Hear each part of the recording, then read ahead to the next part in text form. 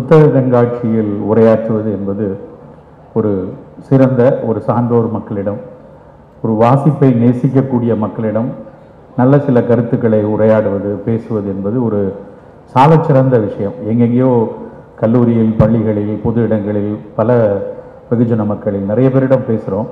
ஆனால் இந்த வளாகத்தில் பேசுவது என்பது எப்பொழுதுமே ஒரு மிக ஆகச்சிறந்த பொருத்தமான ஒரு கருத்துக்களை பகிர்வதற்கும், கருத்துக்களை விவாதிப்பதற்கும், அது ஒரு பேசுபொருளாக சமூகத்தில் மாறுவதற்கும் இந்த தளம் போல ஒரு சிறந்த தளம் இருக்க முடியாது. என்ன தலைப்பில் பேசலாம் இந்த புத்தக கண்காட்சியில் இந்த தடவை என்ன பேசப் போகிறோம் என்று கேட்டபோது மனசில் முதல்ல பட்டது நமக்கு முன்னால் இருக்கக்கூடிய நலச்சவால்கள். மறுபடி நிறைய நேரம் பல நோய்களை பற்றி பேசியிருக்கிறோம், பல உணவு விஷயங்களை பற்றி பேசியிருக்கிறோம், விவசாயத்தில் இயற்கை வேளாண்மை பற்றி பேசியிருக்கிறோம். ஆனால் திரும்ப ஒவ்வொரு முறையும் நமக்கு எச்சரிக்கையாக இருக்க வேண்டும், ரொம்ப அச்சுறுத்தலாக இருக்கக்கூடிய விஷயத்துக்கு நம்மை எப்படி தயார்படுத்தி கொள்ள வேண்டும் என்றெல்லாம் யோசிக்கிற போது நமக்கு முன்னால் தற்போது இருக்கக்கூடிய நலச்சவால்கள், புதிதாக வரக்கூடிய நலச்சவால்கள், அதிலும் குறிப்பாக சூழலில் நடக்கக்கூடிய பிரச்சனைகளால், சூழலில் நடத்தப்படக்கூடிய வன்முறைகளால், சூழலில் மாறிவரும் விஷயங்களினால் நடக்கக்கூடிய, குறிப்பாக உடல்நலத்தில் வரக்கூடிய சிக்கல்களை எல்லாம் பார்க்கும்போது என்ன செய்ய போகிறோம், இதுக்கு எப்படி நம்மை தயார்படுத்தி கொள்ள போகிறோம், எப்படி சிறு வயதிலிருந்தே இதை ஒரு மிக முக்கியமான ஒரு தேர்வுக்கு தயார்படுத்துவது போல, இல்லை என்றால் நம் வாழ்வில் ஒரு பொருளாதார ரீதியாக உயர்வதற்காக இருக்கிற மெனக்கடல்கள் போல உடல் நலத்தை தயார் செய்து கொள்வது என்பதும் ரொம்ப முக்கியமான விஷயமா படுது. என்ன பார்க்கணும்னா, இந்த மழை ஒரு 2 நாள் முன்னாடி ஒரு 4-5 நாட்கள் பெய்த மழையில் இந்த புத்தக கண்காட்சியில் நடந்த வலி நமக்கு எல்லாருக்கும் தெரியும். ஒரு நண்பர் ஒரு நனைந்து போன புத்தகங்களை போட்டு அதை எழுதியிருந்தார். அதை எழுதும்போது, படிக்கும்போது உண்மையிலேயே கண் முட்டி விட்டது. அவர் எழுதிய வரியில் கரையோரம் ஒதுங்கிய மீன்கள் போல் வாய் விளந்து புத்தகங்கள் இருப்பதை பார்க்கும்போது எனக்கு ரொம்ப கடினமாக இருக்குது அப்படின்னு அவர் ஒரு வரி எழுதியிருந்தார். ரொம்ப வேதனையாக இருந்தது. அதே மாதிரி ராமகிருஷ்ணன் சார் அவருடைய புத்தகங்கள் நனைந்த போது, அந்த மழையில் வெள்ளம் புகுந்த அந்த புத்தகம் நனைந்திருந்த போது எத்தனை பேர் மனம் நனைந்து கண்கள் நனைந்திருந்தது என்று நமக்கெல்லாம் தெரியும். இந்த மழை அப்படியான விஷயங்கள் மட்டும்தான் கொடுக்குதா? என்ன நடக்குது அப்படின்னு பார்க்கும்போது, தொடர்ச்சியாக அந்த சூழலை உற்று பார்த்து கொண்டிருப்பவர்கள், சூழலில் நடக்கக்கூடிய சிக்கல்களை விவாதித்து கொண்டே இருப்பவங்கெல்லாம் திரும்ப சொல்கிற விஷயம், இனிமேல் மான்சூன் இல்லை, இனிமேல் இது மாதிரி ஒரு மழைக்காலம் என்று ஒன்று இருக்காது, புயல் காலம் என்று தான் ஒன்று இருக்கும். அப்போ அந்த புயல் காலத்துக்கு ஏற்றாற்போல் நம்மை நாம் தகவமைத்து கொள்ளணும் அப்படின்னு தொடர்ந்து எழுதுறத பார்க்குறோம். சென்னையில் பெய்த அந்த ஓரிரு நாள் மழையில் எவ்வளவு அவதிப்பட்டோம். திருநெல்வேலியில் பெய்த ஒரே நாள் இரவில் பெய்த மழையில் 10 நாட்களாக தூத்துக்குடியில் தேங்கி கிடக்கக்கூடிய தண்ணீரை பார்த்து கொண்டிருக்கிறோம். அது அன்றைக்கு கொடுக்கக்கூடிய அவதிகளை தவிர நாள்பட்டு இதெல்லாம் என்னென்ன சிக்கல்களை செய்யும் என்று யோசிச்சு பார்த்தா உடனடியாக மனதில் ஒரு விஷயம் ஞாபகம் வருது. என்னென்னா, சர்க்கரை கூடிக்கிட்டே இருக்கிறது, இரத்த கொதிப்பு கூடுறது, இதய நோய்கள் கூடுறது, திடீர் மரணங்கள் இளமையில் ஏற்படுறது, இதெல்லாம் பேசிகிட்டே இருக்கிறோம். ஆனால் தொடர்ச்சியாக உலகம் எவ்வளவு வளர்ந்து கொண்டிருந்தாலும், அறிவியலின் புரிதல் பெரிய அளவில் வந்து கொண்டிருந்தாலும், இன்றைக்கும் பெரிய சிக்கல்களை கொடுப்பது என்பது சுகாதாரமற்ற தண்ணீர் தான்.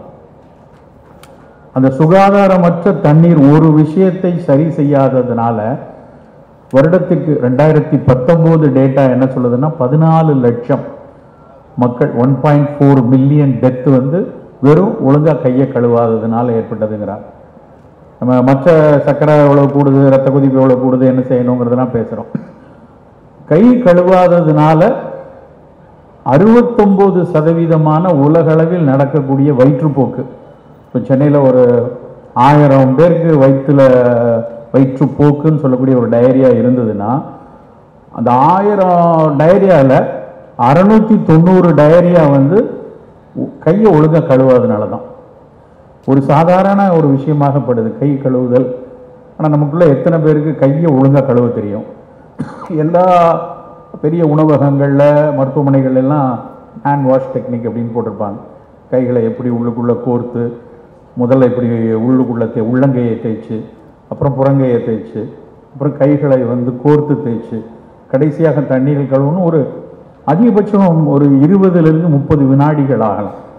ஆனால் அந்த 20-30 வினாடிகள் நம்மால் மெனக்கெடாததுனால ஒரு 1.4 மில்லியன் மரணம் நடக்குதுன்னா இந்த நம்பர் வந்து ரொம்ப வேதனையாக இருக்குது. நம்ம ஏன் இதை புரிந்து கொள்ள மாட்டேங்கிறோம்? இது கை கழுவுறதுல வாஷ் அப்படின்னு நீங்கள் கூகுள் பண்ணி பாருங்களேன். ஏன்னா வாஷ்னா மறக்காது நம்மளுடைய வாஷ் அப்படிங்கிறதுல. Water and sanitation and hygiene, இந்த 3 விஷயம், வாட்டர் அடல்ட்ரேஷன், சானிடேஷனில் உள்ள இஷ்யூஸ், ஹைஜீனில் இருக்கக்கூடிய அந்த 3 இஷ்யூனால எவ்வளவு சிக்கல்கள் வருதுன்னு தொடர்ச்சி. அதுவும் குறிப்பாக பார்த்தீங்கன்னா நம்மை போல வளர்ந்து வரக்கூடிய நாடுகள், வளர்ந்து கொண்டிருக்கக்கூடிய நாடுகளில் இதுதான் மிகப்பெரிய சிக்கலாக சொல்கிறாங்க. இப்போ இது மாதிரி ஒரு பெரும் மழை காலத்தில் நம்ம எல்லாருக்கும் தெரியும், மழை வந்ததுன்னா தண்ணி வந்து கெட்டு போயிடும்னு. எல்லாரும் வந்து ஒரு தண்ணியை கொதிக்க வச்சு குடிக்கணும், இல்லைன்னா ஒரு சுகாதாரமான தண்ணீர், வெந்நீர் குடிக்கணும், இந்த மாதிரிலாம் நம்ம புரிஞ்சுக்கொள்வோம். ஆனால் நம்ம அந்த குடிக்கிற தண்ணீருக்கு காட்டுற அக்கறையில் ஒரு காய்கறியை கழுவுறதுலையோ, இல்லைன்னா வந்து நம்ம மேலுக்கு குளிக்கும் போது உள்ள தண்ணீர்லையோ எத்தனை மலினங்கள் உள்ள வந்து எவ்வளவு பெரிய சிக்கல்களை உண்டாக்குது அப்படின்னு நினச்சி பார்த்தோம்னா நம்மால் யோசிக்க முடியாத பல சிக்கல்களை இந்த வெறும் சின்ன தண்ணீரில் ஏற்படக்கூடிய மாசுக்கள்னால வருது. ஒரு சுகாதாரமான, மிக சுகாதாரமான தண்ணீரை கொடுக்க வேண்டியது அரசாங்கத்தினுடைய மிக அடிப்படையான கடமை. ஆனால் நம்ம வந்து தண்ணீர் அப்படின்னாலே நம்ம போய் பாட்டில் வாட்டர் வாங்கிக்கணும், இல்லைன்னா வந்து இது வாங்கிக்கணும், நம்ம மனநிலையில் நினச்சிட்டு இருக்கோம். ரொம்ப ரொம்ப கவனம் இருக்க வேண்டிய இடம், ரொம்ப அடிப்படையான விஷயம் தண்ணீர். இதை படித்து கொண்டிருக்கும் போதே இன்னொரு விஷயம் வருது. இப்போ சமீபத்தில் ஒரு 15-20 நாளைக்கு முன்னாடி வந்த ஒரு தரவு என்ன சொல்லுது அப்படின்னா, இன்னைக்கு பெரிய த்ரெட்டாக மாறிட்டு வர்றது ஏஎம்ஆர் அப்படிங்கிறாங்க. ஏஎம்ஆர்னா ஆன்டி மைக்ரோபியல் ரெசிஸ்டன்ஸ். கண்ணா முன்னான ஆன்டிபயோட்டிக் நம்ம யூஸ் பண்ணுறோம். அதுவும் குறிப்பாக உலக சுகாதார நிறுவனம் என்ன பண்ணுதுன்னா, உலகத்தில் உள்ள பல நாடுகளில் எப்படி ஆன்டிபயோட்டிக்ஸ் யூஸ் பண்ணுறாங்க அப்படின்லாம் ஒரு ஆய்வு எடுத்து நிறைய நம்பர், எனக்கு அந்த எண்கள்லாம் மறந்து போச்சு. ஆனால் அதனுடருந்து சொல்லக்கூடிய விஷயம், இந்த மாதிரி சின்ன டயரியா, காய்ச்சல், ஒருவேளை வைரஸ்னால் வந்த காய்ச்சலுக்கு பின்னாடி தொடர் தொற்றாக பாக்டீரியாக்கள் வந்துவிடக்கூடாது அப்படிங்கிறதுக்காக கொடுக்கக்கூடிய ஆன்டிபயோட்டிக்ஸு, ஒரு குறிப்பிட்ட இந்த காரணியினால தான் இந்த காய்ச்சல் வந்திருக்கு, இந்த பாக்டீரியானால தான் இந்த நோய் வந்திருக்குன்னு சரியாக ஒரு அறிந்து கொள்வதற்கு முன்னாடி மொத்தமாக அழிச்சிடலாம் அப்படின்னு கொடுக்கக்கூடிய ஒரு பெரிய ஒரு ப்ராட் ஸ்பெக்ட்ரம் ஆன்டிபயோட்டிக்ஸ், தேவையே இல்லாமல் ஒரு கிராம் நெகட்டிவ் இதை அழிக்கக்கூடிய ஆன்டிபயோட்டிக்ஸ், அது எக்கச்சக்கமாக நாம் பயன்படுத்துகிறோம். ஒரு 60லிருந்து 67 ஞாபகம் 77% பயன்படுத்தக்கூடிய இந்த எதிர் நுண்ணுயிரிகள் வந்து அவசியமே இல்லாமல் கொடுக்கப்படுகிறது, தொடர்ந்து கொடுக்கப்படுது அப்படின்னு சொல்லி எழுதியிருக்காங்க. ஒரு பக்கம் ஒரு சாதாரண தண்ணீரில் இருந்து வரக்கூடிய மாசுக்களை, அந்த பாக்டீரியாக்களை நம்ம உடம்புக்குள்ள வரவிடாமல் தடுக்கிறதுக்கு நம்ம முயற்சி எடுக்கிறது இல்லை, இது நம்ம பண்ணக்கூடிய தவறு.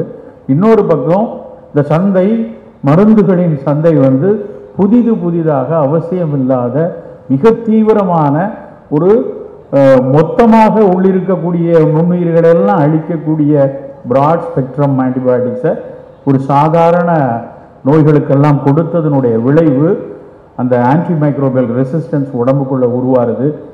அது சுற்றுச்சூழலில் நடத்தக்கூடிய பாதிப்பு, இதெல்லாம் சேர்ந்து ஒரு பெரும் சவாலாக வந்து கொண்டிருக்கிறது. நலச்சவால் அப்படின்னோடனே நம்ம மனசில் எல்லாருக்கும் தோன்றது வந்து சர்க்கரை பற்றி பேசுவாரோ, இல்லை புற்றுநோய் கூடிருமோ, இரத்த கொதிப்பு, இதெல்லாம் நமக்கு தெரிஞ்ச விஷயம். இதெல்லாம் கூடிக்கொண்டு இருக்கிறது, அதை பற்றி நாம் புரிந்து கொள்ள தான் வேணும். ஆனால் அதுக்கு முன்னாடி முதல்ல புரிஞ்சு கொள்ள வேண்டிய விஷயம் ஆரோக்கியமான தண்ணீர், சுத்தமான தண்ணீர், சுகாதாரமான தண்ணீர். தினம் நமக்கு நாம் பருகக்கூடிய, நாம் புழங்கக்கூடிய, நம் உணவில் அன்றாடம் சேர்க்கக்கூடிய தண்ணீர் சுத்தமாக இருப்பதற்கான ரொம்ப ரொம்ப நிறைய புள்ளிவிவரங்கள் தொடர்ச்சியாக கேரளா நமக்கு தெரியும், பக்கத்து மாநிலம், அவங்கள்ட்ட இன்னைக்கு வரைக்கும் ஹெப்பாட்டிஸ் ஏ வந்து கூடிக்கொண்டே இருக்கு. மஞ்சக்காமாவில் வரக்கூடிய அது வாட்டர் பார்ன் டிசீஸ் தான், தண்ணீர்லேருந்து வரக்கூடியது தான். இன்றைக்கும் அந்த இன்சிடென்ட்ஸ் கூடிக்கொண்டே இருப்பதற்கான காரணம் அவர்கள் சொல்வது வந்து, இத்தனைக்கும் நம்மை விட தண்ணீரை காய்ச்சி சீரக தண்ணீரா கருங்காலி போட்டு காய்ச்சி தண்ணீராக குடிக்கக்கூடிய பழக்கம் உள்ள மக்கள் கேரளத்து மக்கள். அவர்களுக்கிடையே புழங்கி கொண்டே இருக்கக்கூடிய இந்த மலினமான தண்ணீர் மழையினாலோ இந்த சுகாதாரம் இல்லாத தேங்கி வைக்கக்கூடிய தண்ணீர்னால வரக்கூடிய காமாலை இன்றைக்கும் அது ஒரு பெரிய த்ரெட்டாக கூடிக்கொண்டே இருக்கிறது. நண்பர்களே, முதலில் நமக்கு முதல் நலச்சவாலாக நாம் இருக்கிறோம். நம்மளுடைய அடிப்படை ஆரோக்கியத்தை இன்றைய நவீன அறிவியல் மிக உன்னிப்பாக கவனிக்க சொல்லக்கூடிய இந்த வாஷ், கைகள் கழுவுறதுல இருந்து நம் குடிக்கக்கூடிய தண்ணீரிலிருந்து புழங்குவதற்குரிய தண்ணீர், அது உணவை கழுவுறதுக்கோ இல்லை என்றால் நம் உடலை குளிப்பதற்கோ பயன்படுத்தக்கூடிய தண்ணீரில் சுகாதாரமாக இருக்க வேண்டியது மிக மிக மிக அடிப்படையான அவசியமான விஷயம். அதை தாண்டி அடுத்த கம்யூனிகபிள் டிசீசஸ் அப்படின்னு எடுத்தால் கோவிட் ஒரு பெரிய கற்பிதத்தை நமக்கு கொடுத்து விட்டு சென்றிருக்கிறது. இந்த கோவிட் காலத்தில் நம்ம கேட்ட விஷயங்கள் பல, அதில் கிடைச்ச பல புரிதல்களை 2 வருஷத்தில் நம்ம நிறைய பேர் மறந்துட்டோம். அது 2 வருஷத்துக்கு முன்னாடி நம்ம எவ்வளவு அச்சுறுத்தலில் இருந்தோம்.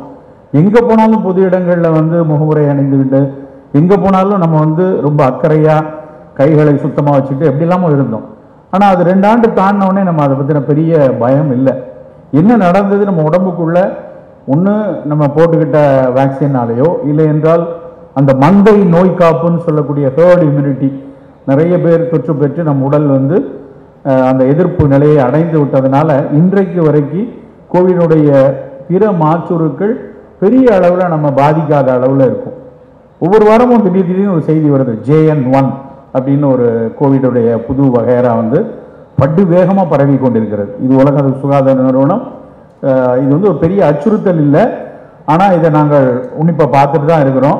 இன்றைக்கு வரைக்கும் இது ஒன்றும் பெரிய அளவில் நுரையீரலை எதுவும் பாதிப்பை உண்டாக்கலை, ஆனால் அதிகம் பரவி வருகிறது அப்படின்னு ஒரு கருத்தை சொல்லிட்டு இருக்காங்க. எப்படி இதே மாதிரி ஒரு பிரச்சனை இல்லாத பெரிய சிக்கல்களை நுரையில் ஏற்படுத்தாத மாற்றுருக்கள் தான் எப்பவும் வரும்னு சொல்ல முடியாது. இன்னும் காலம் போக போக புதிய புதிய இந்த மாதிரி ஜூனோசிஸ் வைரஸஸ், இப்படி நம்ம இவ்வளவு தூரம் மழை கொட்டும்னு நம்ம யாரும் நினைக்கவே இல்லை. ஆனால் அதை சூழலியாளர்கள் சொன்னாங்க, புவி வெப்படையுது, இனிமேல் பெரிய அளவில் கொட்டும் அப்படின்னப்ப என்ன நடக்க போகுதுன்னு ரொம்ப சாதாரணமாக நினச்சோம்.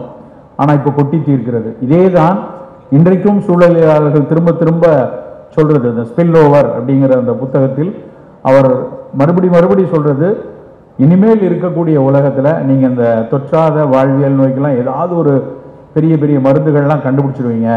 ஆனால் அந்த கம்யூனிகபிள் டிசீசஸில் புதிய வைரஸ்கள் உருவாகி கொண்டே தான் இருக்கும். அப்படி அந்த புதிய வைரஸ்கள் உருவாகக்கூடாதுன்னு நினச்சா முதல்ல சூழலை பாதுகாப்பாக வைத்துக் கொள்ளுங்க. சுற்றுச்சூழலை சரியாக வைத்துக்கொண்டு சூழலில் வன்முறைகள் நிகழ்த்தாமல் அப்படியான ஒரு வாழ்வியலில் போகும்போது மட்டும்தான் இந்த கம்யூனிகபிள் டிசீஸ் வராமல் பார்த்து கொள்ள முடியும்னு சொல்கிறாங்க. அப்படி இருக்கிற சூழலில் ஏதாவது ஒரு நம்முடைய அடுத்தடுத்த தலைமுறைகளுக்கு புதிய தொற்றுக்கள் வரக்கூடிய சாத்தியம் இருக்கிறதுனால சிறு வயது முதலே நம்முடைய அந்த உள்ளிருக்கக்கூடிய ஒரு எதிர்ப்பாற்றல், இன்னேட் இம்யூன் சிஸ்டம் அப்படிம்பாங்க, அதை சிறப்பாக வைத்துக் கொள்ளக்கூடிய உணவு ரொம்ப ரொம்ப அடிப்படையான விஷயம். ஸோ ஒன்று சுகாதாரமாக இருக்கணும், 2வது இந்த மாதிரி புதிய தொற்றுக்கள் வந்தால் முதல்ல அது நம்ம பாதிக்க போகிற விஷயம் நுரையீரல் தான். அப்போ அந்த நுரையீரல் செம்மையாக இருக்கணும். அதுக்குள்ள இந்த வைரஸோ இந்த பாக்டீரியாக்களோ உள்ளே போய் அதில் உள்ள ஒரு நிமோனியாவை உருவாக்கி விடக்கூடாது. ஏற்கனவே வேறு கோமார்பிடிட்டி, இந்த அடிக்கடி அந்த கோமார்பிடிட்டிங்கிற வார்த்தையை கோவிட் காலத்தில் தான் வெகுஜன மக்கள் ரொம்ப அழகாக புரிஞ்சுக்கிட்டாங்க. ஏற்கனவே சர்க்கரை இருக்குது, ஏற்கனவே இரத்த கொதிப்பு இருக்குது, ஏற்கனவே புற்றுநோய்க்கு சிகிச்சை எடுக்கிறோங்கிறவங்க அவர்களுடைய எதிர்ப்பாற்றல் குறைவாக இருக்கும். அப்போ முதல்ல பாதிக்கப்படக்கூடிய உறுப்பு அப்படிங்கிறது நுரையீரல் தான். அப்போ அந்த நுரையீரலை சிறு வயதிலிருந்தே செம்மையாக வைத்துக் கொள்றதும், நம்முடைய அடிப்படை எதிர்ப்பாற்றலை குழந்தை பருவத்திலிருந்தே செம்மையாக வைத்துக் கொள்வதும் எல்லாருடைய மிக மிக அடிப்படையான ஒரு தேவை. இது நம்ம ரொம்ப புரிந்து கொள்ள வேண்டும். அது எப்படி சார் நுரையீரலை செம்ப வச்சுக்கிறது? நம்ம அப்படியே டம்பிள்ஸ் எடுத்து பைசப்ஸை ஸ்ட்ரென்தன் பண்ணுறதுக்கு சின்ன வயசுலேருந்தே பழக்கிறோம். அப்படியே 6 பேக் வைக்கணும்னா நம்ம போய் கார்டியோ பண்ணி உடம்பை ஸ்ட்ரென்தன் பண்ணி நல்ல 6 பேக் வச்சுக்கணும். நம்ம சில பேர்லாம் 6 ஸ்பூன் தண்ணி குடித்து அதை உடம்பை கட்டாக வச்சுக்கணும். அப்படிலாம் அந்த புரிதல் இன்றைக்கி இருக்கிற யங்ஸ்டர்ஸில் நிறைய பேர்ட்ட இருக்குது. நாங்கள்லாம் சிறு பிள்ளைகளாக இருக்கும்போது எனக்கு ஞாபகம் இருக்குது, நான் குட்டி பையனாக இருக்கும்போதெல்லாம் வந்து 7ஆம் கிளாஸோ 8ஆம் கிளாஸோ படிக்கும்போது எங்கள் தெருவிலேயே ஒரே ஒருத்தர் தான் வந்து போய் இந்த பார் தான் எடுப்பாங்க. அப்போல்லாம் ஜிம்மெல்லாம் கிடையாது. அப்படி பார் எடுத்து உடம்பு செஸ்டெல்லாம் இப்படி இழுத்து இப்படி வச்சுப்பாங்க. நாங்கள்லாம் அந்த வயசு பசங்க அப்போல்லாம் 14 15 வயசு 13 வயசு பசங்கள்லாம் போய் அவர் பின்னாடி போய் நாங்களும் வரோண்ணே, எங்களுக்கும் அதெல்லாம் சேர்த்து கொடுங்க அப்படின்னு சொல்லிவிட்டு நாங்கள்லாம் அங்கே போனால் எங்கள் வீட்டிலலாம் பயங்கர திட்டு விழுந்துருக்கு. என்ன நீ போய் அங்கே போய் கிரவுண்டில் போயிட்டு பசங்களோட சேர்ந்து கண்டா பஸ்கி இல்லை என்ன பெரிய தாதாவாக போறியா, பெரிய ரவுடியாக போறியா அப்படிங்கிற ஒரு கேள்வியில் தான் நாங்கள்லாம் வளர்ந்தோம். ஏன்னா அப்படி உடலை வலுவாக சரியாக வைத்துக் கொள்பவர்கள் எல்லாரும் வந்து ரொம்ப வந்து ஊரில் ஒரு பெரிய ரவுடியாவோ தாதாவோ இருக்கவன் தான் உடலை நல்லா வச்சுப்பான்னு ஒரு புரிதலை நம்பியார் மாதிரியான நடிகர்கள் நமக்குள்ளே ஏற்படுத்தியிருந்தாங்க எங்கள் அப்பா அம்மாவுக்கெல்லாம். ஏன்னா நம்பியார் வந்து கைதட்டு கபாலி அப்படின்னு அவர் ஒரு பஸ்கியை ரெண்டால கீழே போட்டுட்டு என்ன பாஸ் அப்படின்னு வருவார். அதனால அன்றைக்கு வந்து உடலை உறுதியாக வைத்துக் கொள்வது அப்படிங்கிறது அந்த மாதிரி ஒரு புரிதல் தான் இருந்துச்சு. ஆனால் இன்னைக்கு நம்ம வீட்டில் எல்லா பிள்ளைகளும் போய் ஜிம்மு போகுது, எக்ஸசைஸ் பண்ணுறாங்க, உடலை ஃபிட்டாக வச்சுக்கணும்னு நினைக்கிறாங்க. ரொம்ப வரவேற்கக்கூடிய விஷயம்தான். கண்டிப்பாக தன் உடலை பேணுதல், தன் உடலை வந்து தான் முதலில் தன் உடலை நேசித்தல் மிக அழகான ஒரு வரவேற்கக்கூடிய ஒரு விஷயம். எப்படி அந்த புற அழகை உடலுடைய அமைப்புக்கு எவ்வளோ முக்கியத்துவம் கொடுக்குமோ அதே அளவுக்கு உள்ளுறுப்புகள் சரியாக இருக்குதா, என்னுடைய நுரையீரலினுடைய ஃபோர்ஸ்டு வைட்டல் கெப்பாசிட்டி அப்படிம்பாங்க, FVC அப்படின்னு பேர், அது சரியா இருக்கா, என்னுடைய மூச்சை நல்லா உள் இழுத்து வெளியே விடுவதற்கான திறன் சரியா இருக்கா, என் நுரையீரல் அடிக்கடி சளி இருமல் காய்ச்சல்னு வராமல் எப்பொழுதும் நுரையீரலை செம்மையாக வைத்துக் கொள்ளணும். அதற்கு என்ன பயிற்சி செய்யணும், அதற்கு என்ன உணவு எடுத்துக்கொள்ளுதோ ரொம்ப முக்கியமான இது. கபகாலம், மழைக்காலம். இப்போ நம்ம ஒரு சின்ன மெனக்கடல்கள் இந்த மாதிரி கம்யூனிகபிளாக இன்ஃப்ளூயன்ஸா வரக்கூடாது, சளி பிடிக்கக்கூடாது அப்படின்னா முதல்ல நம்ம நுரையீரலை பாதுகாப்பாக வைக்கணும்னா அந்த கபம் சேரக்கூடிய தன்மையை தினசரி உணவில் நம்ம கொஞ்சம் கவனம் எடுக்கணும். எளிய விஷயம், ஒரு மிளகு, குறுமிளகுன்னு சொல்லக்கூடிய மிளகு வந்து அதுதான் நம்ம காரத்துக்கு காலகாலமாக பயன்படுத்தப்பட்ட ஒரு உணவு. ஆனால் அந்த மிளகு வெறும் காரம் மட்டும்தான் கொடுக்குதா அப்படின்னு பார்த்தீங்கன்னா இந்த மிளகில் நடத்தியிருந்த ஆய்வுகளை நினச்சி பார்த்தா மலைப்பாக இருக்கும். இந்த மிளகு வந்து அதனுடைய தாவரவியல் பெயர் வந்து பைப்பர் நைக்ரம் அப்படிம்பாங்க. அந்த பைப்பர் நைக்ரமில் பைப்பரின் அப்படின்னு ஆல்கலாய்டு இருக்கு. இந்த ரெண்டு தாவர உட்கூறுகள் ரெண்டுமே நுரையீரலில் சளி சேர்றத தடுக்கக்கூடியது. நுரையீரலில் மூச்சுக்குழல் சுருக்கம் உருவாகிறது, பிராங்கோ கன்ஸ்ட்ரிக்ஷன் அப்படிம்பாங்க. அந்த சுருக்கத்தை விரிக்க வைக்கக்கூடிய ஒரு பிராங்கோ டைலேட்டர், இன்ஹேலர் யூஸ் பண்ணுறாங்க இல்லையா, அந்த பிராங்கோ டைலேஷன் கொடுக்கறது வெறும் மிளகு செய்யும். அப்போ ஏன் நம்ம சாப்பாட்டில் சும்மா நம்ம என்ன காய்கறிகளோ கீரைகளோ எதை செஞ்சாலும் அதில் ஒரு 4-8 மிளகை சேர்த்து கொள்ளலாம். 10 மிளகு இருந்தால் பகைவன் வீட்டிலும் உணவு இருந்தலாம்பாங்க. அந்த பகைவன் வீட்டில் உணவு இருந்துங்கிறது அதுக்கான நச்சுத்தன்மையை போக்கும் அப்படிங்கிற புரிதல் தான் மிளகு சேர்த்துருக்காங்க. ஸோ உணவில் மிளகு சேர்த்துக்கணும். இந்த மழை காலங்களில் நம்ம நுரையீரலை சரியாக வச்சுக்கிறதுக்கு அப்படின்னு ஒரு சின்ன மெனக்கடல் அப்படின்னா மிளகு. ரெண்டாவது அதே ஃபேமிலியில் இருக்குது திப்பிலி. மிளகு தெரியும் நிறைய பேருக்கு, திப்பிலி பல வீட்டில் சின்ன பிள்ளைகளுக்கு தெரியாது. அது மூலிகைகளாகத்தான் பார்க்கக்கூடாது. ஆனால் திப்பிலி கேரளாவில் கேட்டிங்கன்னா எல்லாருக்கும் தெரியும். அந்த திப்பிலிங்கிறது பைப்பர் லாங்கம், இது பைப்பர் நைக்ரம், அது பைப்பர் லாங்கம். அந்த திப்பிலியை ரசம் வச்சு சாப்பிடுவாங்க. திப்பிலி ரசம்ங்கிறது சளியை அறுக்கக்கூடிய, நுரையீரலில் இருக்கக்கூடிய சளியை அறுத்து வெளியேற்றக்கூடிய தன்மை உண்டு. அந்த சளியை அறுத்தல் அப்படின்னா ஆங்கிலத்தில் நவீன அறிவியலில் சொன்னால் அது ஒரு மியூகோலைட்டிக் அப்படிம்பாங்க. மியூக்கஸ் ஒட்டி இருக்கு, அதை அறுத்து வெளியே தள்ளணும். மியூக்கஸ் வெளியே போயிடுச்சுன்னா ஃப்ரீ ஆகிடும். அந்த தன்மை உள்ள ஒரு பொருள் வந்து திப்பிலி. அது அதே மாதிரி ரொம்ப எளிய ஒரு மூலிகை, நம்ம தேநீரை அருந்தக்கூடிய ஒரு மூலிகை அப்படின்னா கரிசலாங்கண்ணி, வெள்ளை கரிசலாங்கண்ணி. அந்த வெள்ளை கரிசலாங்கண்ணி இன்றைக்கு அதில் நடந்துகிட்டு இருக்க ஆய்வுகளை பார்த்தா மலைக்க வைக்கிறது.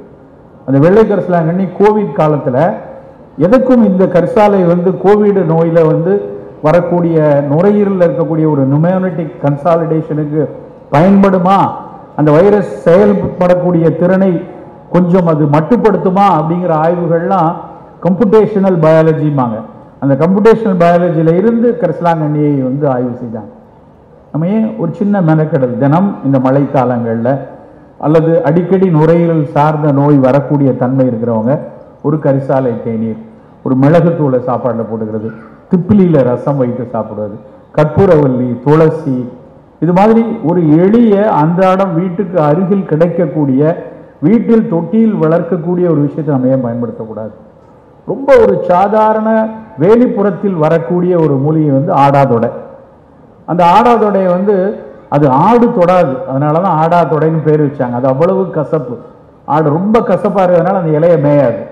ஆனால் அந்த ஆடு வந்து ஆடு தான் மேயாது, ஆனால் நாம் மேய வேண்டிய ஒரு இலை அது. அந்த ஆடாதொடையிலிருந்து தான் நவீன மருத்துவத்தில் பிராம் ஹெக்சின் அப்படின்னு ஒரு ஆல்கலாய்டை பிரித்து எடுத்து சளியை பிரிப்பதற்கு பயன்படுத்துகிறாங்க. சித்த மருத்துவத்தில் ஒரு பாடல் என்னன்னா, ஆடாதொடையும் குறுமிளகும் பாடாத நாவும் பாடும். பாடாத நாவும் பாடும்னோடனே நாங்கள் கல்லூரி காலத்தில் படிக்கும்போது பெரிய எஸ்பிபி இவங்கெல்லாம் பாட பிடிக்க வேண்டியதுடா, பெரிய பாட்டு வரணும்னா படிக்கணும், ரொம்ப அதை ஏளனமா. அந்த நேரத்தில் என்ன தெரியும், 17 வயசு 18 வயசில் விளையாட்டாக அதை பார்த்தோம். ஆனால் இன்றைய ஆய்வுகளில் ரொம்ப ஆச்சரியமான விஷயம் என்னன்னா, வோக்கல் கார்டு, நம்மளுடைய குரல் வளையில குரலுக்காக அதிரக்கூடிய, காற்றில் அதிரக்கூடிய வோக்கல் கார்டில் ஒரு திக்கனிங் இருந்தா, அதில் ஒரு பாலிப் இருந்தா, இல்லை தொண்டையினுடைய கமரல் வரும், ஃபேரிஞ்சைட்டிஸ் அப்படிம்பாங்க. இதுக்கெல்லாம் ஆடாதொடை அவ்வளவு அற்புதமான மருந்தாக இருக்கு. வெறும் ஆடாதொடையில 2 இலையை கிழிச்சு போட்டு தண்ணி ஊற்றி கொஞ்சம் மிளகு போட்டு ஒரு அதிமதுரம் போட்டு ஒரு டீ.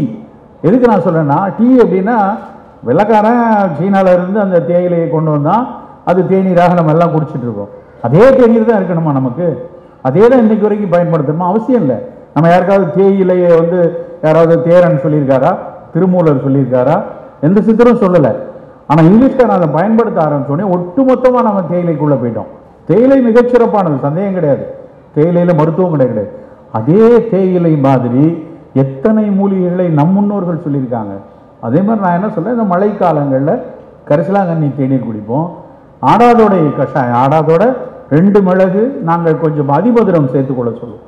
சேர்த்து அந்த தேநீரை குடிச்சு பாருங்க, ஒரு கசப்பும் துவர்ப்பும் இனிப்பும் கலந்த ஒரு தேநீராக ஆடாதோட. மழைக்காலங்களில் வாரத்துக்கு 2 நாள் எடுத்துக்கலாம். ஒரு சளி இருமல் இருக்கக்கூடிய பிள்ளைங்களா 3-4 நாள் எடுத்துக்கொள்ளலாம். இந்த ஆடாதோடையில் இன்னொரு முக்கியமான விஷயம் என்ன தெரியுமா? இரத்த தட்டுக்களை உயர்த்தக்கூடிய தன்மை ஆடாதோடைக்கு மட்டும்தான் உண்டு. நம்ம நிறைய பேர் வந்து டெங்கி காலத்தில் நம்மெல்லாம் பப்பாளி இலை சாறு போடும், நிறைய படித்தோம். ஏன்னா பப்பாளி இலை சாறு சித்த மருத்துவத்திலிருந்து வந்தது கிடையாது. அது வந்து ஆக்சுவலாக அதை முதல்ல சொன்னது மலேசியர்கள். அவங்க சீன மருத்துவத்திலையும் தாய்லாந்துலேயும் இந்த பப்பாளி இலை சாறை அவர்கள் பயன்படுத்துவதை வச்சு அந்த செய்தி பரவுதலாக வந்துச்சு. இப்போ இன்னைக்கு வரைக்கும் டெங்கி காலத்தில் தட்டுக்கள் குறைஞ்சதுன்னா, தட்டுக்கள்ங்கிறது பிளேட்லெட்ஸ், த்ராம்போசைட்ஸ் அப்படின்னு சொல்லக்கூடிய அந்த இரத்த தட்டுக்கள் குறைஞ்சதுன்னா பப்பாளி இலை சாறை கொடுக்கும். நண்பர்களே, அதை விட சிறப்பாக இரத்த தட்டுக்களை உயர்த்தக்கூடிய தன்மை ஆடாதோட இலைச்சாருக்கு உண்டு.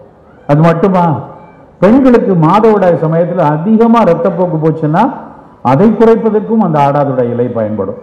ரொம்ப சாதாரண ஆடு தொடாத கசப்பான யாரும் கவனிக்காத கவனிப்பாரற்று இருக்கக்கூடிய அந்த இலை அவ்வளவு மருத்துவ குணங்கள் உடையது. அந்த ஆடாதோட இலையும் மிளகும் அதிமதுரம் சேர்ந்து ஒரு தேநீர் எடுத்துக்கொள்ளலாம். ஸோ கம்யூனிகபிள் டிசீஸ்ன்னு சொல்லக்கூடிய இந்த இன்ஃப்ளூயன்ஸாவோ இல்லை இந்த ஹெப்பாட்டிஸ் ஏயோ வேறு எந்த சிறு சிறு தொற்று நோய்கள் வராமல் இருக்க இது மாதிரியான கஷாயங்களை நம்ம காலையில் நம்மளுடைய பானங்களோடு எடுத்து, இதுதான் தீர்வுகள். இதுதான் நான் தலைப்பு கொடுக்கும்போது நல்ல சவால்களும் நம்பிக்கையூட்டும் நல்ல தீர்வுகளும் சொன்னேன்.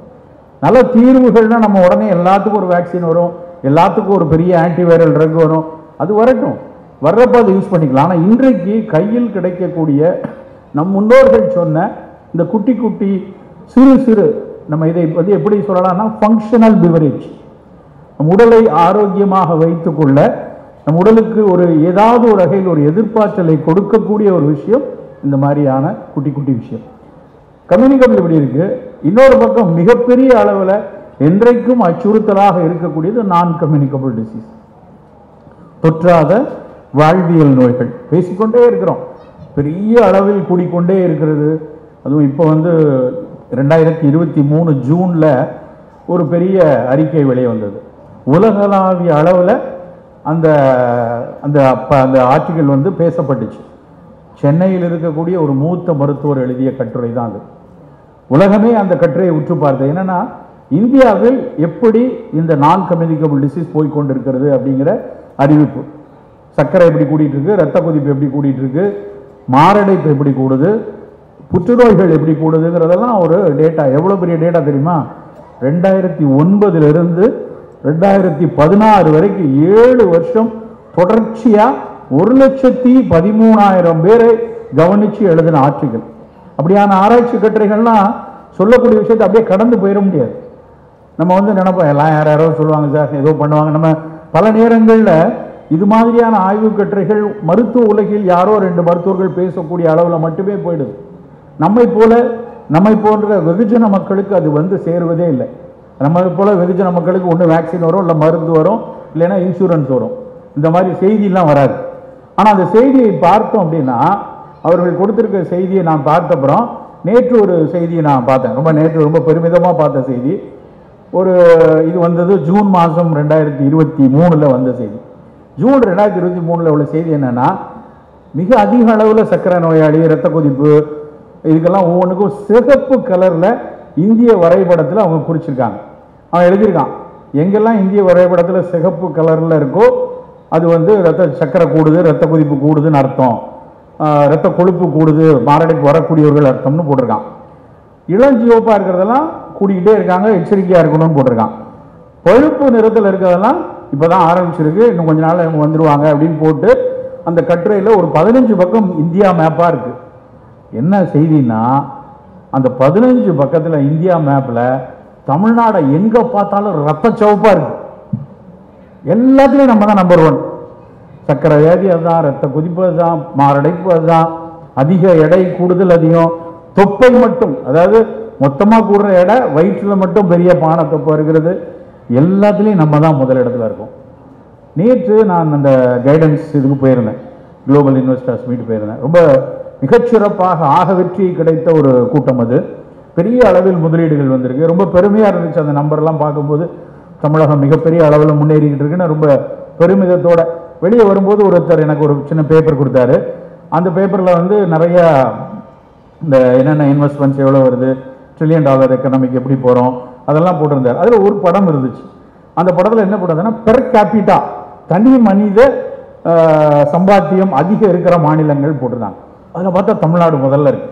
அவ்வளோ பெருமிதமாக இருக்கு. சார் நம்மால் எவ்வளோ தனி மனித வருமானம் அதிகமாக இருக்குன்னா ரொம்ப வளர்ந்துட்டு வரோம்னு சந்தோஷமாக இருக்குது. ஆனால் இரவே நான் ஒப்பிட்டு பார்க்குறேன். ஒரு பக்கம் நம்ம வளர்ந்துட்டு வரோம், தனி மனித வருமானம் அதிகமாக இருக்கிற இடம், வளர்ச்சியில் அதிகமாக இருக்கிற இடம்னு பார்த்தா தமிழ்நாடு இருக்குது, மகாராஷ்டிரா இருக்குது, பஞ்சாப் இருக்குது, கேரளா இருக்குது. அதே நான் போய் வேகமாக அன்னைக்கு பார்த்த படத்தை எடுத்து பார்க்குறேன், மேப்பை எடுத்து பார்த்தா இதே 4 மாநிலம் தான் சர்க்கரை வியாதி, இரத்த கொதிப்பு. அப்போ ஒரு பக்கம் நாம் வளர்கிறோம், பொருளாதார ரீதியாக வளர்ச்சி வருது, ஒரு பக்கம் நமக்கு செலவு செய்யக்கூடிய திறன் கூடியிருக்கு. ஆனால் உண்மையில் எதுக்காக செலவு செய்கிறோன்னு பார்த்தா, பல பேர் மாதம் 3000 ரூபாய்க்கு டயபெட்டிக் மருந்து வாங்குறாங்க, மாதம் 5000 ரூபாய்க்கு ஹைப்பர் டென்ஷனுக்கும் கார்டியாக் இதுக்கும் மாத்திரை வாங்குறாங்க. இதுதானா வளர்ச்சி? இப்படி நம்ம பொருளாதார ரீதியாக வரும்போது மிகப்பெரிய அளவில் நோய்களின் கூட்டத்துக்குள்ளேயும் சிக்கிறோம் அப்படின்ட்டு. அக்டோபர் மாதம், போன அக்டோபரில் இன்னொரு ஆய்வு கட்டுரை. இந்த ஆய்வு கட்டுரையாக பேசுகிறேனே, இப்போ கூட நான் புத்தக காட்சியில் பேசிட்டு இருக்கும்போது நீங்கள் தரவுகளாக சொல்கிறீங்களே, இதெல்லாம் எங்கே சார் எடுக்கிறீங்க அப்படின்னு ஒருத்தர் வழிமறித்து பேசிகிட்டு இருந்தார். நான் சொல்ல வேண்டிய விஷயம் ரொம்ப முக்கியம். ஏன்னா எதற்காக ஆய்வு கட்டுரைகள்லேருந்து எடுக்கிறோம் அப்படின்னா, அவை நிரூபிக்கப்பட்ட தரவுகள். அதில் பொய் சொல்லிட முடியாது. அந்த தரவுகள் ஒரு பப்ளிகேஷன் லேண்ட்செட்டில் வருது, ஐசிஎம்ஆரில் வருதுன்னா பொய்யாக இருக்க வாய்ப்பு இல்லை. சில பேர் அதனுடைய கன்க்ளூஷனை மறுத்து எழுதுவாங்க, இதெல்லாம் கரெக்டு, ஆனால் நீ நினைக்கிற மாதிரி இல்லை, வேற மாதிரின்னு அடுத்து ஒரு கட்டுரை வரலாம். ஆனால் முதலில் நாம் தெரிஞ்சுக்கணும், என்னன்னு தெரிஞ்சுக்கணும். அதே மாதிரி போன நவம்பரில் வந்த கட்டுரை ரொம்ப நமக்கெல்லாம் மனசுக்குள்ளே ஓடிட்டு இருக்கிற ஒரு கேள்வி. எல்லாரும் பேப்பரில் அப்பப்போ படிக்கிறோம். நேற்று வரைக்கும் நல்லா தான் சார், இன்னைக்கு செத்து போயிட்டான். 36 வயதான இளைஞர் அலுவலகத்திலிருந்து கிளம்பும் போது மரணம் அடைந்தார். இரவு படுத்தவர் காலையில் எழுந்துக்கல. இப்படி செய்தியை பார்த்துட்டே வரோம். ஒரு சின்ன அச்சம் நமக்குள்ளே, நமக்கும் ஏதாவது நடந்துருமோ, இப்படிலாம் போட்டிருக்கானா, நமக்கு ஏற்கனவே சுகர் கண்ட்ரோல்லையே HbA1c 8 இருக்க அப்படின்னு மனசுக்குள்ளே பயப்படுறவங்க நிறைய பேர் இருந்துட்டு இருக்காங்க. இந்த திடீர் மரணங்களை பற்றி மட்டும் ஒருத்தர் ஒரு ஆய்வு செய்கிறார். அந்த ஆய்வினுடைய சுருக்கம் ரொம்ப ரொம்ப முக்கியமாக இருந்துச்சு. அதில் என்ன நமக்கு எல்லாருக்கும் உள்ள கவலை என்ன இருந்ததுன்னா, ஒருவேளை இந்த வேக்சின் தான் எல்லாத்துக்கும் காரணமோ, அதுதான் எல்லாத்தையும் திடீர்னு சாவடிக்குதோ, திராம்பஸ் அதுதான் மைக்ரோ திராம்பஸ்ன்னு வேற சொல்லிகிட்டே இருக்காங்களே, ஒருவேளை இருக்குமோ, இப்படி நம்ம எல்லாருக்குள்ளேயும் அது மனசுக்குள்ளே ஓடிக்கிட்டே இருக்கு. ஆனால் அதை ஆய்வு செய்த அந்த கட்டுரையாளர் மார்ச் போன அக்டோபர் 2022 மார்ச் 2023 போன வருஷம் வரைக்கும் நடந்த மரணங்களை மட்டும் அனலைஸ் பண்றாரு. எவ்வளவு மரணம் நடந்திருக்கும் தெரியுமா? அதாவது முந்தின நாள் அவர் மிகச்சிறப்பாக இருக்கணும், முந்தின நாள் சாதாரணமாக அலுவலகம் வந்து போயிருக்கணும், முந்தின நாள் சாதாரணமாக பேசி இருந்திருக்கணும். அப்படி இருக்கிறவங்களில் மறுநாள் இறந்து போனவர்களுடைய எண்ணிக்கை 29,170 பேர். ஒருத்தர் 2 பேர், இந்தியா முழுக்க 29,170 அந்த ஆடு எவ்வளோ கரெக்டாக அந்த எண்ணிக்கை. அவர்களில் இந்த மரணம் அடைந்ததுக்கு அப்புறம் retrospective cross control case control study அப்படிம்பாங்க. அந்த ரெட்ரோஸ்பெக்டிவா கேஸ் கண்ட்ரோல், ஏன் இறந்து போனார், அவருக்கு முன்னாடி என்னென்ன நோய்கள் இருந்துச்சு, அவருடைய வாழ்வியல் எப்படி இருந்துச்சு, அவர் என்ன சாப்பிட்டார், என்ன மாத்திரை எடுத்தார், அவர் வேக்சின் போட்டாரா, அவருக்கு கோவிட் வந்துச்சா, அவர் கோவிட்ல ஹாஸ்பிட்டலைஸ்டா இருந்தாரா, இப்படி எல்லா டேட்டாவும் எடுக்கிறாங்க. நிறைய பேர் அதுக்கு ஒத்துழைக்கலை. ஏன்னா ஏற்கனவே மரணம் அடைந்து இளம் வயதில் ஒருத்தரை இழந்திருந்தாங்கன்னா அந்த குடும்பம் எவ்வளவு வலி வேதனையோடு இருக்கும். அதனால் நாங்கள் அதுக்கெல்லாம் பதில் சொல்ல நிறைய பேர். ஆனால் 750 பேர் கரெக்டாக துல்லியமாக ஆன்சர் பண்ணியிருக்காங்க. அந்த ஆன்சரை வச்சுக்கிட்டு அதே வயதை ஒத்த அதே ஊரில் இருக்கிற அதே மாதிரி வேலை செய்கிற அப்படியான வாழ்வியல் கொண்டவங்களோட ஒப்பிட்டு அந்த ஆர்டிக்கல் முடிவு பண்ணியிருக்கு.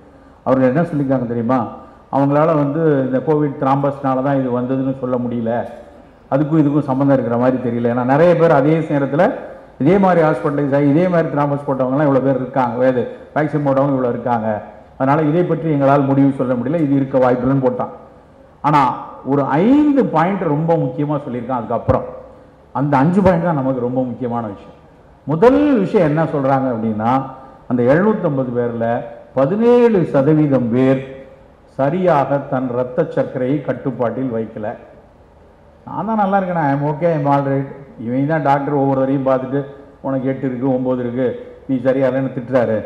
பட் எனக்கு ஒன்றுமே இல்லை அப்படின்னு சொன்னோம் 17% இருக்காங்க. ரெண்டாவது ஒரு குரூப், அந்த குரூப் என்ன தெரியுமா?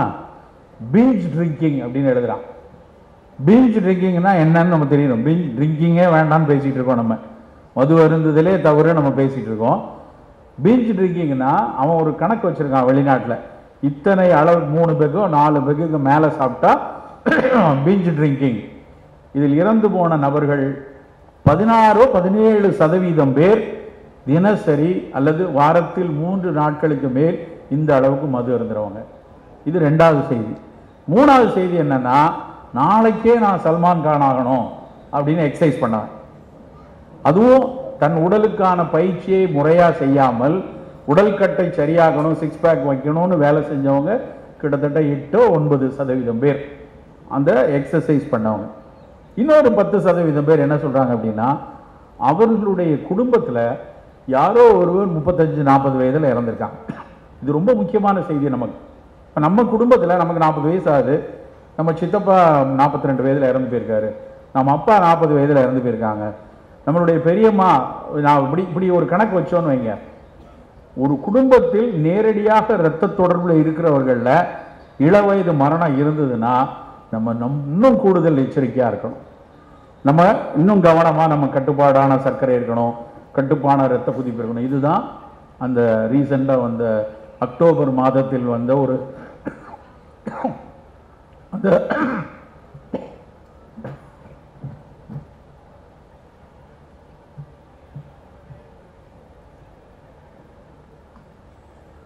இந்த அக்டோபர் மாதத்தில் வந்த ஆராய்ச்சி கட்டுரையோட முடிவு. இப்போ இதில் நம்ம என்ன புரிந்து கொள்ள, கம்யூனிகபிள் டிசீஸ்க்கு நான் சொன்ன மாதிரி அந்த நுரையீரலை வலுவாக வைத்துக் கொள்வதற்கு நம்ம ஒரு ஃபங்க்ஷனல் பிவரேஜாக எடுத்துக்கொள்றதுக்கான விஷயத்தை சொன்னோம். இது மாதிரியான நான் கம்யூனிகபிள் டிசீஸ், இந்த சர்க்கரை, மாரடைப்பு, இரத்த கொதிப்பு, இந்த மாதிரி விஷயங்களில் நம் உணவு ஒரு லோ கிளைசிமிக் கீட்டோ உணவாக இருக்கணும்.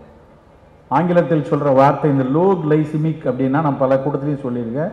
ரொம்ப முக்கியமானது என்னன்னா, நம் சாப்பிட்ற உணவிலிருந்து சர்க்கரை படு வேகமாக இரத்தத்தில் கலக்கக்கூடாது.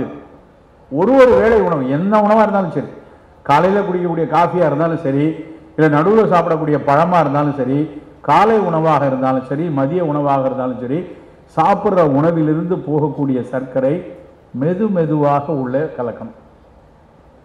இப்போ உருளைக்கிழங்கை வேக வச்சு மசிச்சு அப்படியே சாப்பிட்டீங்கன்னு வச்சுக்கோங்க, அதில் இருக்கக்கூடிய 95% கார்போஹைட்ரேட்டும் 30 நிமிஷத்தில் ரத்தத்தில் சர்க்கரையாக ஏறிடும். இப்போ நல்ல பச்சரிசி வெள்ளை வெள்ளையர் இருக்கக்கூடிய சோறு அதை நல்லா பருப்பு நெய் போட்டு பிசைச்சு சாப்பிட்டீங்கன்னா அதனுள்ள இருக்கக்கூடிய 70% கார்போஹைட்ரேட்டும் 35 நிமிஷத்தில் ரத்தத்தில் ஏறிடும். இப்போ வந்து ஒரு 24 மணி நேரம் சர்க்கரையை அளவிடக்கூடிய ஒரு கருவி வந்து எல்லாத்துலேயும் வந்துருச்சு, ஈஸியாக வந்துருச்சு. நீங்கள் கூட மாட்டி பார்த்துக்கலாம். மாட்டி வச்சுக்கிட்டிங்கன்னா எதை சாப்பிட்டா எதை ஏறுது, எதை சாப்பிட்டா இறங்குதுன்ட்டு நம்மளுடைய ஃபோன்லேயே எடுத்து ஒரு ஆப் வச்சு பார்த்துக்கலாம். என்ன குலோப் ஜாமுன் சாப்பிட்டோமா 280 காட்டுது, கீரைச்சோறு சாப்பிட்டோமா 145 காட்டுது, புளியோதரை சாப்பிட்டா 120 காட்டுதுன்னு எடுத்துக்கொள்ள முடியும். அறிவியல் அந்த அளவுக்கு, இந்த டிஜிட்டல் தெரப்பியூட்டிக்ஸ் உலகம் அந்த அளவுக்கு வளர்ந்துருச்சு. அதில் என்ன சொல்கிறாங்க அப்படின்னா, சர்க்கரை படுவேகமாக ரத்தத்தில் கலக்கக்கூடிய உணவுகளை தவிர்த்தே ஆகணும். அது சர்க்கரை வியாதிக்காரங்களை மட்டும் கிடையாது, எல்லாருக்கும். 40 வயதை கடந்த அத்தனை பேரும் லோ கிளைசமிக் உணவா, கீட்டோ உணவு, நிறைய புரதச்சத்துள்ள உணவா. இந்த கீட்டோ ஃபுட்டை பற்றி ஏகப்பட்ட அறிவியல் கருத்துக்கள் வந்துக்கிட்டே இருக்கு. முன்னாடிலாம் கீட்டோ உணவு யாருக்கு ரொம்ப அதிகம் பரிந்துரைக்கப்பட்டுச்சுன்னா, சீசர் டிசார்டர், வலிப்பு நோயாளிகள் இருக்காங்கன்னா அவங்களுக்கு அதிகம் புரத உணவுகளை கொடுக்க சொல்லி உணவியலாளர்கள் சொல்லிட்டு இருந்தாங்க. இப்போ என்ன சொல்கிறாங்க அப்படின்னா, சர்க்கரை நோயாளி, இரத்த கொதிப்பு நோயாளி, இதய நோயாளிகள் இருந்தாங்கன்னா என்ன மருத்துவம் எடுத்துக்கொண்டிருந்தாலும் அவங்க லோ கிளைசிமிக் கீட்டோ உணவை எடுக்கணும். லோ கிளைசிமிக் அப்படிங்கும்போது நம்ம கண்ணு முன்னாடி நமக்குள்ள தேர்வு வந்து சிறுதானியங்கள் தான். சில நேரத்தில் சில பேர் என்கிட்ட சண்டைக்கு வருவாங்க, சார் சிறுதானியங்கள்லேயும் கார்போஹைட்ரேட் தானே இருக்குது, நீங்கள் பாட்டுக்கு எப்போ பார்த்தாலும் சிறுதானியம் சொல்லிகிட்டே இருக்கீங்க, அதுவும் கார்பு தான், ரைஸும் கார்பு தான், ரெண்டில் என்ன வித்தியாசம்? வித்தியாசம் இருக்குது, அறிவியல் பூர்வமாக வேறுபாடு இருக்குது. அரிசியில் இருக்கக்கூடிய பச்சரிசியிலையோ நீங்கள் சாப்பிடக்கூடிய வெள்ளை அரிசியில் இருக்கக்கூடிய சர்க்கரை ரெடிலி அப்சார்பபிள் ஸ்டார்ச், RAS அப்படிம்பாங்க. படு வேகமாக அந்த மாவுச்சத்து ரத்தத்தில் கலந்துரும். ஆனால் சிறுதானியத்தில் இருக்கக்கூடிய ஸ்டார்ச் வந்து ஒன்று ஸ்லோலி அப்சார்பபிள் ஸ்டார்ச், இல்லைன்னா ரெசிஸ்டன்ட் ஸ்டார்ச்.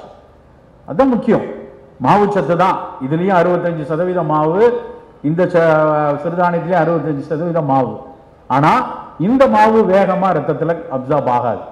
மாவு அப்படின்னு எடுத்தீங்கன்னு வைங்களேன், அரிசி மாவு எடுத்தீங்கன்னா அதில் அமைலோஸ் அப்படின்னு ஒரு கார்போஹைட்ரேட் இருக்கு, கூடவே அமைலோ பெக்டின் அப்படின்னு ஒரு சத்து இருக்கு. இந்த அமைலோ பெக்டினும் கொஞ்சம் கூட இருந்து ஒரு காம்ப்ளெக்ஸாக இருந்ததுன்னா அது வேகமாக சர்க்கரையை அப்சார்ப் பண்ண விடாது. உமிழ்நீர்லேயே சர்க்கரையை அப்சார்ப் பண்ண முடியும். நம்ம சாப்பிட்ற அரிசியை வாயில போட்டால் அதிலிருந்து நம்ம வாயில் இருக்கிற சலைவரி அமைலேஸ் வந்து இந்த அமைலோஸை உடைச்சிடும். உமிழ்நீரில் இருக்கக்கூடிய நொதியை அப்சார்ப் பண்ணி சர்க்கரையை கொண்டு போயிடும். ஆனால் கீரை இருக்கிறது சாப்பிட்ற கீரையும் கார்போஹைட்ரேட் தான், கீரையிலையும் செல்லுலோஸ் மெட்டீரியல் தான் இருக்குது. ஆனால் அந்த செல்லுலோஸை உடனடியாக உடைக்க முடியாது. அதில் இருக்கக்கூடிய காம்ப்ளெக்ஸ் ஸ்ட்ரக்சர் வந்து உடைக்கிறதுக்குள்ள அது வந்து நம்முடைய சிறுகுடல் பக்கம் வந்துடும். சிறுகுடல் பக்கம் வந்துருச்சுன்னா அதுக்கப்புறம் அப்சார்ப்ஷன் குறைஞ்சிடும். ஸோ இந்த அறிவியலை புரிஞ்சுக்கொள்ளணும். நம்ம சாப்பிடக்கூடிய ஒரு வேளை உணவும் காலை சாப்பாடாக இருந்தால் அதில் வந்து நம்ம தினம் வந்து இட்லி, தோசை, பூரி, பொங்கல், மசால் வடை, மசால் தோசை, இனிமேலாம் அப்படி வேண்டாம். அதெல்லாம் ஒரு காலம். எங்கே போனாலும் எனக்கு வந்து இட்லி வடை, அது வந்து என்னமோ விஜய் திரிசா மாதிரி ஜோடியாகவே அடுப்பில் கொண்டு வந்து வைக்கிறது, இட்லியும் வடையும் தான் சேர்த்து சாப்பிட்றோம். அதெல்லாம் வேண்டாம். வடை சாப்பிட்னா தனியாக வடை சாப்பிடுங்க, 2 வடை சாப்பிடலாம், தப்பு இல்லை. ஆனால் இட்லியோடு சேர்த்து 2ஐயும் அரிசியோடு சேர்த்து எடுக்கும்போது அது வேகமாக அப்சார்ப் ஆகாது. இப்போ காலை உணவு எப்படி இருக்கலாம்? காலை உணவு எலும்பு வந்து ஒரு கப்பு நிறைய சுண்டல், நல்லா முந்தின நாள் நீங்கள் படுக்க போகிறப்போ கொஞ்சம் போல் கொண்டக்கடலையை ஊற வச்சுட்டு படுங்க. மறுநாள் காலையில் எடுத்து அது குக்கரில் வேகமாக லேசாக வெந்து வேக வச்சாச்சுன்னா அதில் கொஞ்சம் போல் மிளகுத்தூள், கொஞ்சம் கொத்தமல்லி இலை இருந்தால் அது மேலே தூவி போடுங்க, கொஞ்சம் மஞ்சத்தூள் போட்டுக்கொள்ளுங்க, உப்பு வேண்டாம். வெறுமனே இந்த கொண்டக்கடலையை வந்து வேக வச்சு ஒரு நாள் கொண்டக்கடலை, ஒரு நாள் ராஜ்மா, ஒரு நாள் நிலக்கடலை, ஒரு நாள் பாசிப்பயிறு, அது மாதிரியான சுண்டல் ஒரு கப்பில் இருக்கட்டும். எல்லா காய்கறிகளும் சேர்த்து அரைச்ச சூப் இல்லைன்னா ஸ்மூதி, அது மாதிரி ஒரு பெரிய கப்பில் வேக வைத்த காய்கறிகளினுடைய சாறை நம்ம எடுத்துக்கொள்ளலாம். நல்ல புரதம் வேணும். முட்டை சாப்பிட்றவங்க நல்ல 2 முட்டை ஆம்லெட்டாவோ முட்டையை வேக வச்சோ எடுத்துக்கொள்ளும். இல்லை சார் நான் முட்டை சாப்பிட மாட்டேன், பன்னீர் சாப்பிட்லாம். நல்ல பால் பன்னீரோ இல்லை தோஃபுன்னு சொல்லக்கூடிய சோயா பன்னீரோ அந்த புரதத்துக்கு எடுத்துக்கொள்ளலாம். கொஞ்சம் 4 பாதாம் பருப்பு, நிலக்கடலை, இப்படித்தான் நம்ம காலை உணவு இருக்கணும். நான் ஒரு கூட்டத்தில் இப்படி நான் பேசிட்டு இருக்கேன், காலை உணவு எல்லாம் இருக்கிறோன்னே, சார் இதெல்லாம் சரி சார், இதெல்லாம் பிஃபோர் ஃபுட்டா ஆஃப்டர் ஃபுட்டாங்க கேட்குறாங்க. ஏன்னா அவங்க எல்லாருமே வந்து இதுக்கப்புறம் ஒரு 4 இட்லி, அதுக்கப்புறம் கொஞ்சம் பொங்கல் சாம்பார் வச்சு சாப்பிட்டா தான் சாப்பிட்ட ஒரு ஃபீலிங் இருக்கும். அப்படி இருக்கக்கூடாது. காலை உணவு இது மட்டும்தான். பசிக்குமே, பசித்தால் நம் உடல் நலமாக இருக்குதுன்னு அர்த்தம். 11 மணிக்கு நம்ம போய் நம்ம பேக்கில் ஒரு கொய்யா பழமோ ஒரு ஆப்பிளோ ஏதோ ஒரு பழத்தை எடுத்து சென்று, வாழைப்பழம் வேண்டாம், சர்க்கரை இருக்குது ரத்த கொதிப்பு இருக்கிறவங்க வாழைப்பழம் வேண்டாம். இல்லை இல்லை எனக்கு சர்க்கரை ரத்த கொதிப்புலாம் இல்லையா, வாழைப்பழம் சாப்பிடுங்க. நல்ல நேந்திரன் வாழை, செவ்வாழை, பச்சை வாழைப்பழம் ஏதோ ஒரு பழம் அதை எடுத்துக்கொள்ளலாம். சர்க்கரை இருப்பவர்கள் வாழை வேண்டாம், கொய்யாப்பழமோ ஆப்பிளோ ஏதாவது ஒரு பழத்துண்டுகளை எடுத்துக்கொள்ளணும். மதிய உணவு அப்படிங்கும்போது சோறு குறைவாக இருக்கட்டும். அந்த குறைவாக எடுக்கக்கூடிய சோறும் ஒன்று நல்ல சிகப்பரிசி, நல்ல மாப்பிள்ளை சம்பா, இல்லை கருப்பு கவுனி அரிசி.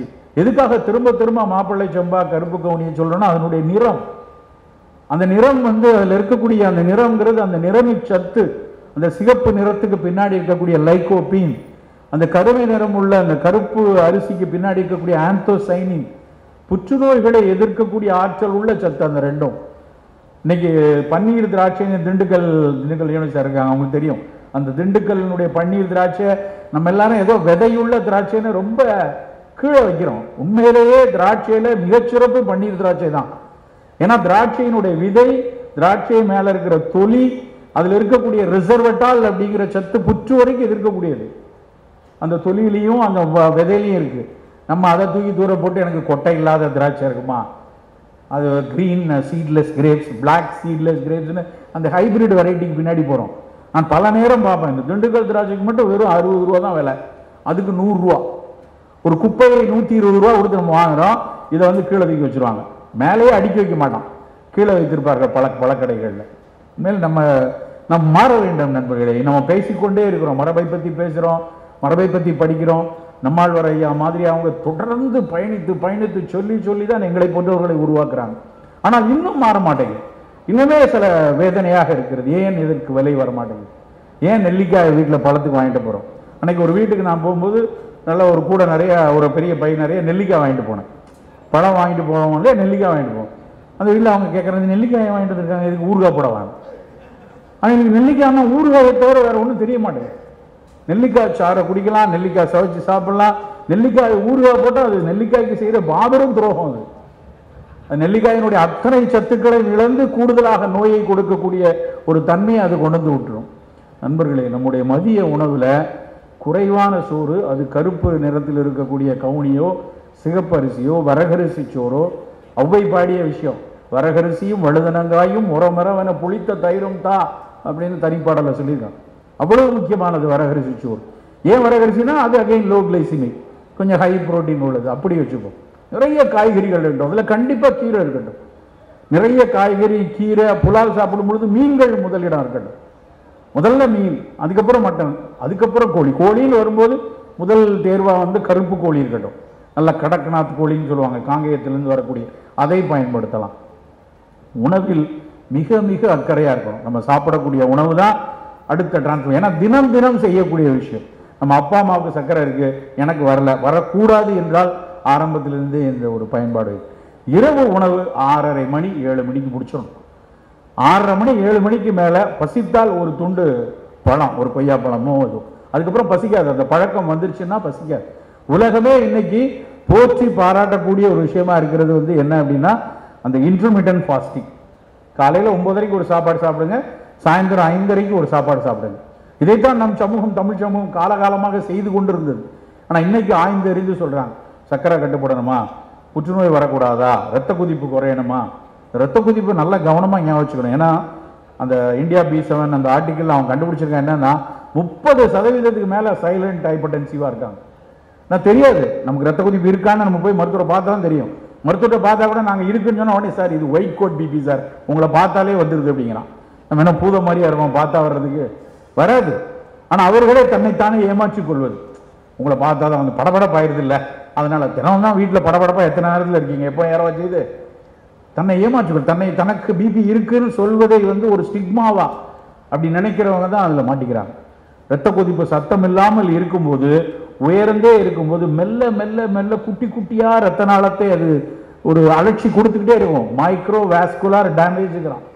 இப்போ கிட்னி எடுத்தோம்னா கோடிக்கணக்கான நாளங்கள் இருக்கு. அது ஒரு பிரச்சனையை உருவாக்குறதுக்கு முன்னாடி பார்த்தீங்கன்னா வெளியே தெரியும் போது 80% அதை இழந்துடும். உங்களுக்கு கிரியாட்டினின் 1.2 1.3 வரும்போது அங்கே கிட்டத்தட்ட 60% மேலே காலி. சார் இப்போ தான் சார் லேசாக ஒன்று கூடி இருக்குன்னு வெளியே நம்ம சொல்லுவோம். ஆனால் 60% கீழே டேமேஜ் ஆன அப்புறம் தெரிய வரும். அப்போ தெரிய வரதுக்கு முன்னாடி நம்ம சிறுநீரகத்தை பாதுகாக்கணும்னா சர்க்கரையும் இரத்த கொதிப்பையும் கட்டுப்பாட்டில் வைத்திருக்கணும். நிறைய தீர்வுகள் நம் கண் முன்னாடியே இருக்குது. இந்த உணவு அதில் ரொம்ப ரொம்ப முக்கியமான விஷயம். நண்பர்களே, கம்யூனிகபிளோ நான் கம்யூனிகபிளோ அக்கறை நம் அடுப்பங்கரையிலிருந்து துவங்கட்டும். நம் அடுப்பங்கரையில் கூடுதலாக செலவழிக்கக்கூடிய 20 நிமிடங்கள் நம் ஆயுட்காலத்தில் கூடுதலாக 20 வருடங்களை தரும். ஒரு சின்ன அக்கறை. நான் இதில் இன்னைக்கு இதை கொஞ்சம் சேர்த்துக்கிறேன், நீ கொஞ்சம் வெந்தயம் நிறைய எடுத்துக்கொள்கிறேன், கருஞ்சீரகம் கொஞ்சம் எடுத்துக்கிறேன், கொஞ்சம் ஓமத்தூள் எல்லாத்துலேயும் போட்டுக்கிறேன், சிறிய வெங்காயத்தில் தயிர் பச்சடி செய்து சாப்பிட்றேன். இதுக்கெல்லாம் என்ன பெரிய ஃபுட் அண்ட் நியூட்ரிஷன் படிச்சுட்டா வரணும்? எல்லா உணவுகளையும் ஏதோ ஒரு சின்ன சின்ன ஒரு அக்கறைகள் இருக்குது அதுக்கு பின்னாடி. ஒரு சிறிய வெங்காயத்தில் எவ்வளவு ஃபீனாலிக் காம்பவுண்ட் இருக்குது. சின்ன வெங்காயம் பண்ணும்போது மேலே இருக்கிற அந்த ஒட்டி இருக்கிற தொலியை மட்டும் லேசாக ஊதிடுங்க. அதை போட்டு மேலே இருக்கிறது எல்லாத்தையும் சிதைச்சிட்டிங்கன்னா பல சத்து போயிடும். சிறிய வெங்காயத்தினுடைய தொலியோடு சேர்த்து வேக வைக்கலாம், தப்பு இல்லை. எந்த அளவுக்கு மேல் தோலில் தான் அதில் ஃபீனாலிக் காம்பவுண்ட் நிறைய இருக்குது. அதை நம்ம பயன்படுத்த தயிர் பச்சடினா சிறிய வெங்காயத்தை பயன்படுத்துவோம். நம்ம வெட்டுறதுக்கு ஈஸியாக இருக்குன்னு பெரிய வெங்காயத்தை போடுறோம். கிடையாது, சின்ன வெங்காயம் தான். பெரிய வெங்காயத்துக்கு பல்லாரிக்கும் இதுக்கும் கம்பேர் பண்ணி பார்த்தா கிட்டத்தட்ட 20,000 மடங்கு ஃபீனால்ஸ் காம்பவுண்டு சின்ன வெங்காயத்தில் அதிகமாக இருக்குது. அப்போ ஏன் சிறிய வெங்காயத்தை நம்ம பயன்படுத்தக்கூடாது? வெந்தயம், கரையிற நார் கரையாத நார் ரெண்டும் அதிகமாக, சாலிபிள் ஃபைபர் இன்சாலிபிள் ஃபைபர் ரெண்டும் அதிகமாக இருக்கிறது வெந்தயம். அப்போ வெந்தய பொடியை வெந்தயம் ஊற வச்சு எடுப்பீங்களா, பொடி பண்ணி சாப்பிடுவீங்களா, ஏதோ ஒரு வகையில் தினசரி சாப்பிட வேண்டிய ஒரு விஷயம். சீரகத்தண்டி, கருஞ்சீரகம். கருஞ்சீரகத்தை பற்றி இஸ்லாத்தில் பெரிய அளவில் சொல்லியிருக்காங்க. மரணத்தை தவிர அத்தனையும் தீர்க்கக்கூடிய நோய் அப்படி, அவ்வளவு முக்கியமான ஒரு கருஞ்சீரகம். அப்போ அந்த கருஞ்சீரகத்தை நீங்கள் இன்னைக்கு பல நிறுவனங்கள் அதில் ஆராய்ச்சி பண்ணிட்டு இருக்காங்க. உலகம் முழுக்க அதிலிருந்து எடுக்கக்கூடிய எண்ணெயில் தைமோகுயினோன் அப்படின்னு ஒரு கண்டென்ட் இருக்கு. நான் சும்மா விளையாட்டாலாம் பேசிட்டு போல, அறிவியல் ஆய்வுகளில் அந்த தைமோகுயினோன் புற்றுநோயை தடுப்பதற்கு எப்படி உதவுது, குறிப்பாக பெண்களுக்கு வரக்கூடிய ட்ரிபிள் நெகட்டிவ் பிரஸ்ட் கேன்சர்ஸ்ல அது எப்படி பயன்படுதுன்னு ஆராய்ச்சி செய்து கொண்டிருக்கிறார். என்னைக்கோ ஒரு நாள் அது மருந்தா வரும். அந்த தைமோகைனோன்ல இருந்து பிரித்து அதிலிருந்து ஃப்ராக்ஷனலைஸ் பண்ணி ஒரு சின்ன டிராப் ஆயில் டிராப் மாதிரி போட்டு ஒரு மாத்திரை 1000 ரூபாய் 2000 ரூபான்னு வரும். அப்போ வாங்குவோம். ஆனால் இன்னைக்கு நம்மக்கிட்ட இருக்கிற கையில் இருக்கிற ஒரு உணவு அந்த வெந்தயம், கருஞ்சீரகம், ஓமம். நண்பர்களே, நம் அக்கறைகள் நம் அடுப்பங்கரையில், நம் சமையல் பட்டியில், நம் மூதாதையர் சொல்லி சென்ற அறிவில் அதில் தான் இருக்கு. சிறிய மெனக்கடம், சிறிதான அக்கறையும், நலமாக இருக்க வேண்டும், அதற்கு இருப்பதற்கான அத்தனை விஷயங்களையும் சிறுவயதிலிருந்தே நான் எடுத்துக்கொண்டு வருவோம் என்பது மட்டும்தான் நம் முன்னாடி நிற்கக்கூடிய அத்தனை சவால்களிலிருந்தும் வெளிப்படுவதற்கான ஒரே வழி. இறுதியாக ஒரே ஒரு விஷயத்தை சொல்லிவிட்டு முடிக்கிறேன். அநேகமாக என் உரையில் அத்தனையும் நான் சொல்லி முடிக்கிறேன். இன்றைக்கும் பெரிய அளவில் பேசப்படாமல் மீண்டும் மீண்டும் பெரு நோயாக உருவாகி கொண்டு வருவது மது வெறி நோய். குடிக்கிறவங்க எண்ணிக்கை கூடிக்கொண்டே இருக்கிறது. அந்த புள்ளி விவரங்களை பார்க்கும் போதெல்லாம் வேதனையா இருக்கு. இவ்வளோ லட்சம் கோடி இதில் கிடைக்குது, இவ்வளோ மது அருந்துறாங்க, இவ்வளோ மது தினசரி குடிப்பவங்க இப்படி ஆயிருக்காங்க, நினைத்தால் வேதனையா இருக்கு. மது ஒருபோதும் உடலுக்கு நலமை செய்யறது இல்லை. சில பேர்லாம் சொல்லுவாங்க கொஞ்சமாக குடிச்சா நல்லது, கொஞ்சமாக குடிச்சா கெட்ட கொலஸ்ட்ரால் குறையும்னு அந்த டாக்டர் சொல்லியிருக்காருமா. அந்த டாக்டருக்கு யாரோ ஊத்தி கொடுத்துருக்காங்க, அவ்வளவுதான். யார் எந்த ஒரு அறிவு எந்த ஒரு ஆய்வும் அப்படி சொல்லல. சமீபத்தில் வந்த WHO அகைன் தரவுகள்ல இருந்து சொல்றேன், நியூ மெடிக்கல் ஜேர்னல் நினைக்கிறேன், சமீபத்திய ஆய்வு கூட சொல்லியிருக்கான். 13 வருஷம் கோஹார்ட் ஸ்டடி பண்ணி சொல்லியிருக்கான். The problem starts with the first drop of alcohol. எவ்வளவு பர்சன்டேஜ்லாம் கிடையாது, முதல் துளியிலிருந்தே உன் பிரச்சனை. உனக்கு உன்னுடைய ஹெப்பாட்டிக் செல்ஸ்ல அந்த தகவமைப்பு இருந்தா அந்த மது உன்னை கொல்லும், உனக்கு அந்த ஈரல் சுருக்கு நோயை தரும் என்று மறுபடி சொல்லிக் கொண்டிருக்கிறார். ஆனால் வணிகம் அதை எப்படியாவது உள்ளே தள்ளிக்கொண்டே இருக்கிறது. சாம்பார், ரசம், ஷாம்பெயின், ஒயின்னு ஒரு ஆர்டர் கொண்டு வருவதற்கான முயற்சியை மறுபடி வணிகம் தள்ளிக்கொண்டே இருக்கிறது. ஒருபோதும் மதுவை ஏற்றுக்கொள்ளாதீர்கள். பெண்களே, மது அருந்துபவர்களை ஒருபோதும் ஏற்றுக்கொள்ளாதீர்கள். நன்றி, வணக்கம்.